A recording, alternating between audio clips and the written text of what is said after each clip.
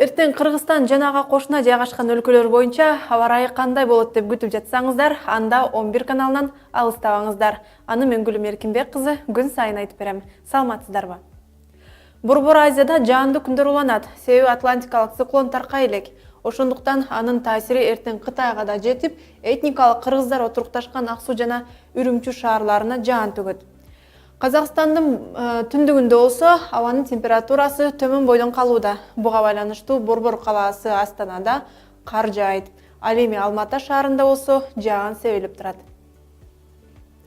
Өзбекстандын көпчүлүк аймактарында күн ачылганы менен Фергана өрөөнүндө жаан дагы эле токтой элек. Бул жаан эртең да токтобой жаайт. Түркмөнстанда аба ырайы туруксуз, себеби Дашогузда күн ачык болсо, Ашхабадда күндүзү күн ачык туруп эле түштөн кийин күнбүркөө болот. Тажикстанда да жаан-чачын күтүлөт, бирок башка өлкөлөргө салыштырмалуу абанын температурасы бул жерлерде жогору болмокчу.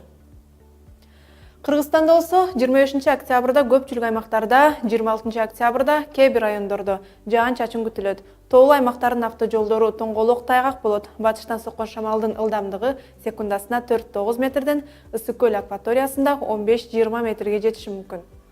Аба ырайы ушундай тез-тез өзгөрүп турат. Ошондуктан 11 каналында аба ырайын алдын ала сиздерге жеткирип турабыз. Анда көрүшкөнчө.